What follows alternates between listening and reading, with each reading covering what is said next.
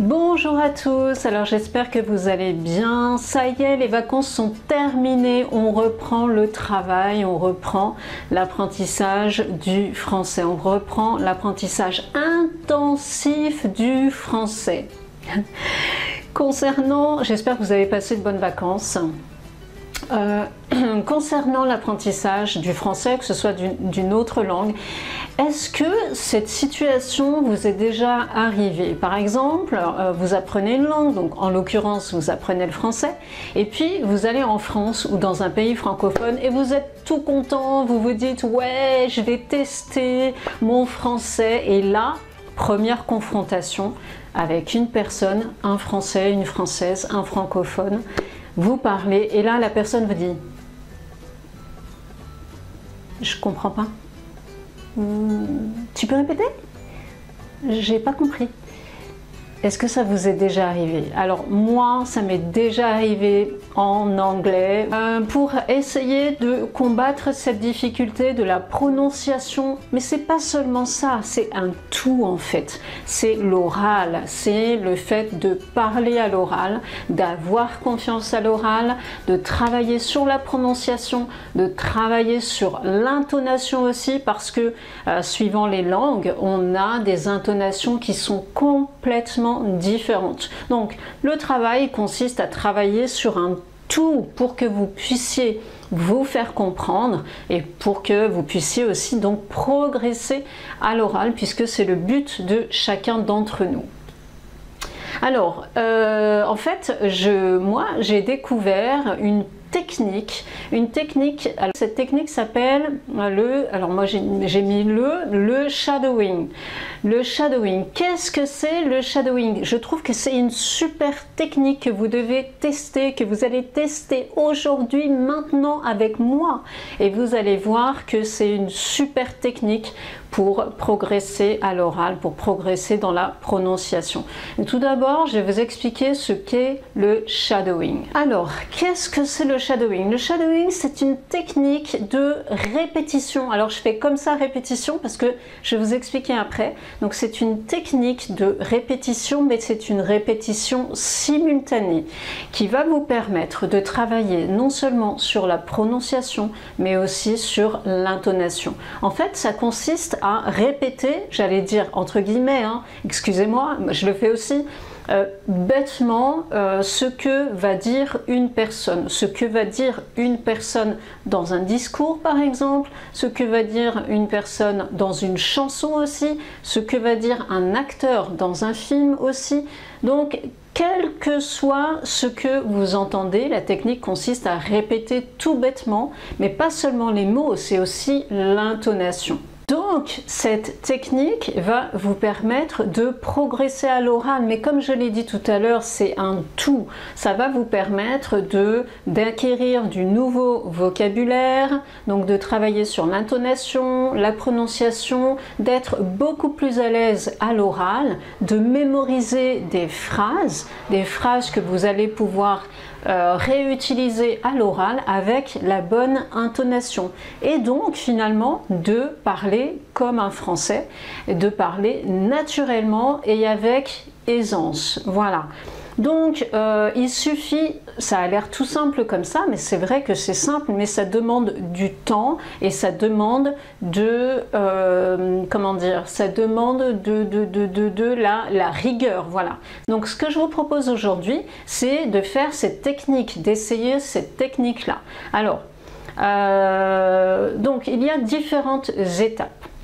La première étape, là je vais l'écrire ici, la première étape que vous allez faire, donc c'est d'écouter. Je vais raconter mes vacances, je vais vous raconter mes vacances en Espagne, et pour le moment la première étape consiste à écouter tout simplement. Vous verrez, c'est pas très long. La deuxième étape, c'est de répéter phrase par phrase.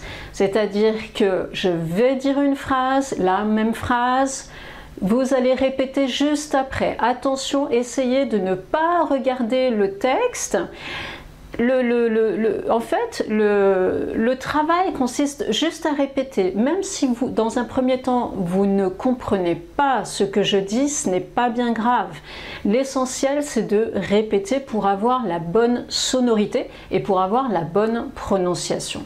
Voilà. Après, dans un deuxième temps, vous pourrez bien sûr travailler sur le sens des mots, sur la signification, sur le vocabulaire. Mais le premier temps, c'est vraiment d'écouter et de répéter. Bien évidemment, quand je vais raconter phrase par phrase, vous allez voir les phrases qui vont s'afficher ici. Donc ces phrases sont là pour vous aider, pour voir la différence entre le français parlé et le français écrit. Parce que vous savez qu'il y a une grosse différence entre le français parlé et le français écrit. Et c'est d'ailleurs pour ça qu'on ne vous comprend pas lorsque vous parlez, puisque lorsque vous apprenez, vous allez apprendre en lisant les phrases, en lisant les mots tels qu'ils sont. Quelquefois, vous prononcez aussi les consonnes qui sont à la fin des mots, alors qu'on ne les prononce pas. Donc vous allez voir que dans cette technique-là, on privilégie l'écoute. C'est l'écoute qui est la plus importante. Donc, troisième étape, c'est lorsque je dis tout le texte, je raconte toutes mes vacances et ensuite vous répéterez tout le texte également. Donc, faites cet exercice-là autant de fois que vous en avez besoin. Surtout l'étape 2, donc phrase par phrase. Écoutez, écoutez, écoutez et répétez. Faites cet exercice-là et vous verrez que ce sera vraiment très, très, très bénéfique. Alors, pour la dernière étape, je pense qu'il est pas important mais intéressant de pouvoir vous enregistrer. Alors je sais que c'est quelque chose qui n'est pas forcément agréable de s'écouter, mais c'est vraiment très très utile de pouvoir vous écouter. Vous avez tous un téléphone portable, vous avez une fonction enregistreur sur votre téléphone portable, donc vous pouvez vous enregistrer et écouter la différence entre ce que vous entendez et ce que vous dites. Voilà, donc faites cet exercice-là si vous souhaitez vraiment progresser à l'oral. C'est vraiment important de pouvoir vous enregistrer et de comparer parce qu'il n'y a personne pour vous corriger et c'est seulement vous, en écoutant la différence de prononciation, que vous allez répéter cet exercice-là. Voilà, alors j'espère que vous êtes prêts maintenant. Donc première étape, écoutez tout simplement. Je vais vous raconter mes vacances en Espagne. Avec ma fille Juliette, on est parti pour quelques jours en Espagne, et plus précisément dans le sud, à Marbella. On savait que les voyages en Espagne, c'était pas vraiment recommandé par les autorités françaises, mais c'était pas interdit non plus. Alors, on s'est dit qu'on allait prendre nos précautions. Bien porter le masque partout, respecter les distanciations sociales, se laver les mains le plus souvent possible, etc., etc. On a pris l'avion de Genève et, comme vous pouvez vous en douter, il n'était pas plein du tout. D'ailleurs, à l'aéroport, on a passé sans encombre les contrôles de sécurité, c'était super rapide. On a atterri à Malaga, à 8h moins le quart le soir. Il faisait super chaud. On n'est resté que quelques jours, mais on a visité pas mal d'endroits, comme la vieille ville de Marbella, la Plaza de los Naranjos, l'Avenida del Mar, Puerto Banús, etc. Moi, ce que j'ai préféré, c'était la vieille ville et l'Avenida del Mar. Un vrai musée à ciel ouvert avec ses sculptures de Dali. Et pour Juliette, c'était Puerto Banús avec ses magasins de luxe et les yachts amarrés au port. C'était le rêve, quoi. On a vraiment passé un bon moment. Et on a bien profité de la mer, des restos, etc. Bon, un petit bémol, Je dois dire que c'est quand même pas évident de voyager avec une ado qui vit comme un vampire, qui s'endort à 2 h du mat et se réveille sur les coups de midi. On n'a pas vraiment le même rythme, hein, vous voyez? Mais c'est pas grave. Ça me fait penser à quelqu'un qui, au même âge, avait exactement le même rythme. Vous voyez de qui je parle? Maintenant, je vous propose phrase par phrase. Avec ma fille, Juliette, on est parti pour quelques jours en Espagne.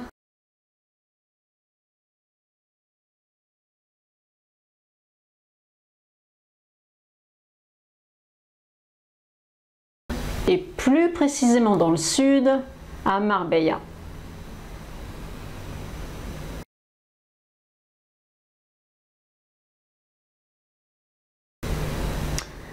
On savait que les voyages en Espagne, c'était pas vraiment recommandé par les autorités françaises.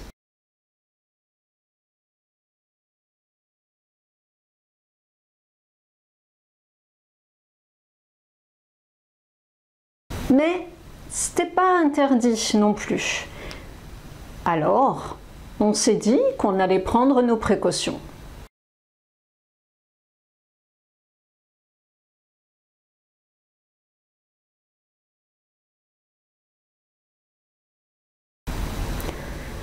Bien porter le masque partout, respecter les distanciations sociales, se laver les mains le plus souvent possible, etc., etc.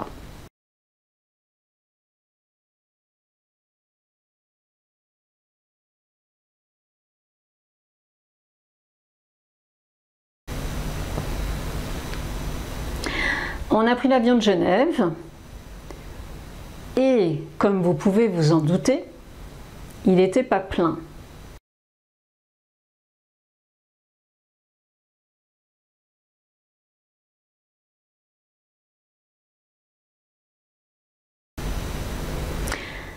D'ailleurs, à l'aéroport, on a passé sans encombre les contrôles de sécurité. C'était super rapide.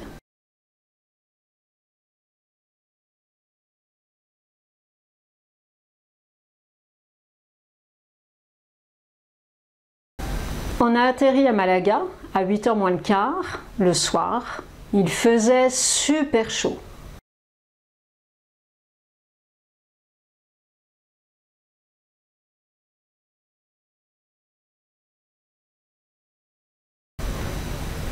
On n'est resté que quelques jours, mais on a visité pas mal d'endroits, comme la vieille ville de Marbella,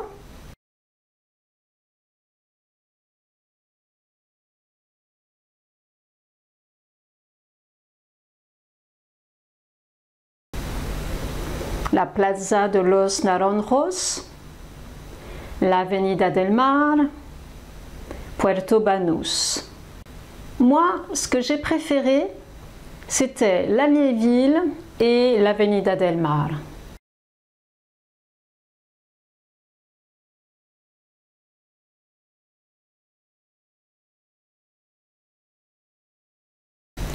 Un vrai musée à ciel ouvert avec ses sculptures de Dali.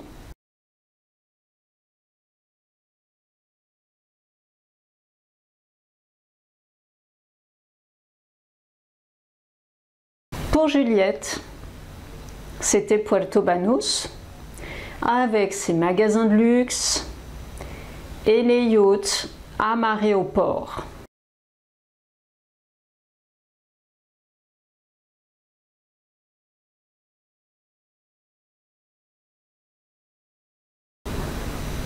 C'était le rêve, quoi.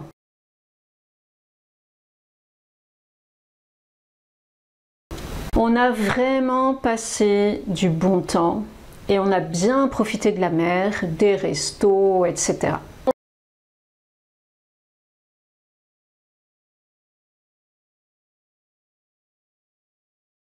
Bon, un petit bémol quand même.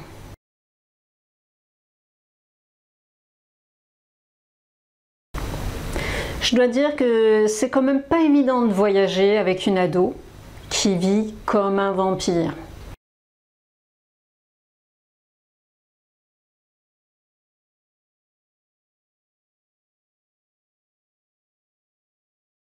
qui s'endort à 2 heures du mat et se réveille sur les coups de midi. On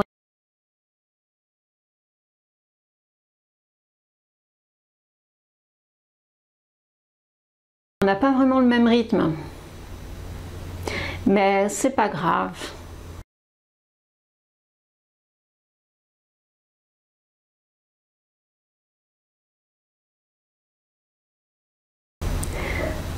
Ça me fait penser à quelqu'un qui, au même âge, avait exactement le même rythme. Vous voyez de qui je parle?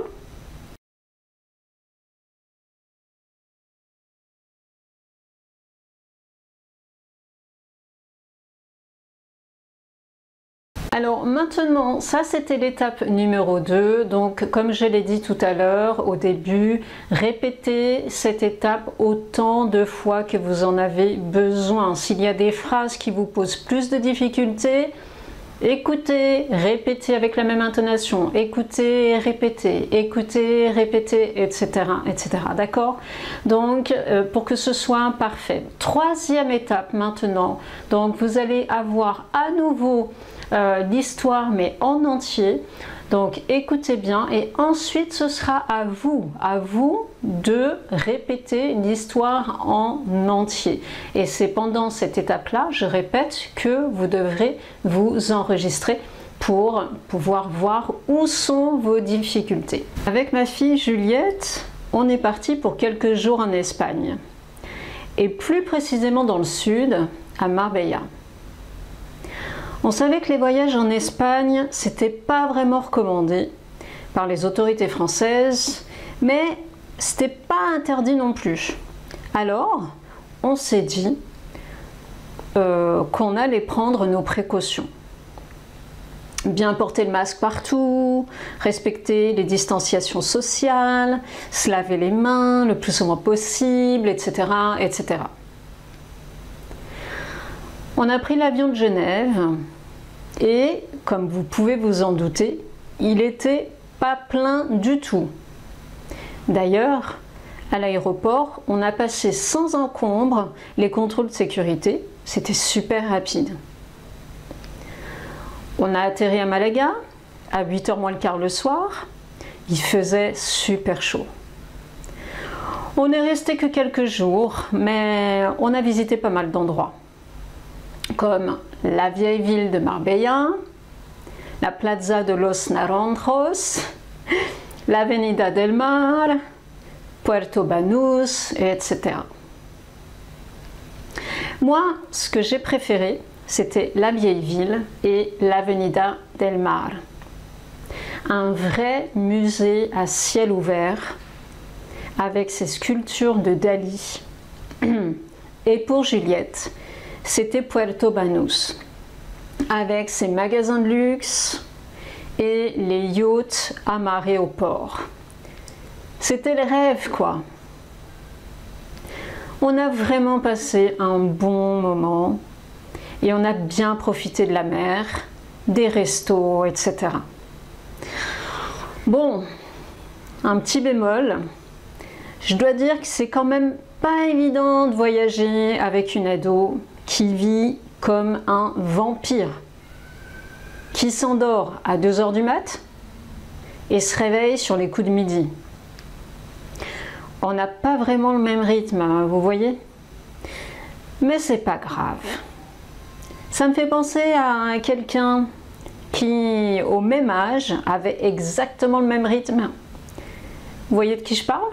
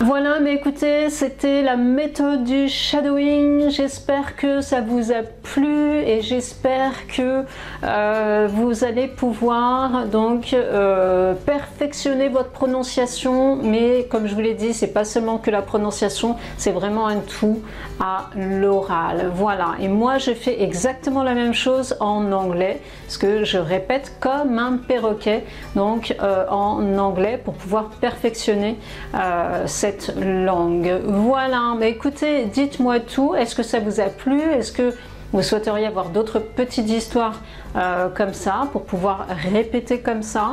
Moi je pense que c'est vraiment très bien et très utile à votre apprentissage. Voilà, donc maintenant à vous aussi, lorsque vous pensez que vous êtes content de votre prononciation, et bien de travailler ensuite sur le vocabulaire, sur la structure des phrases, etc.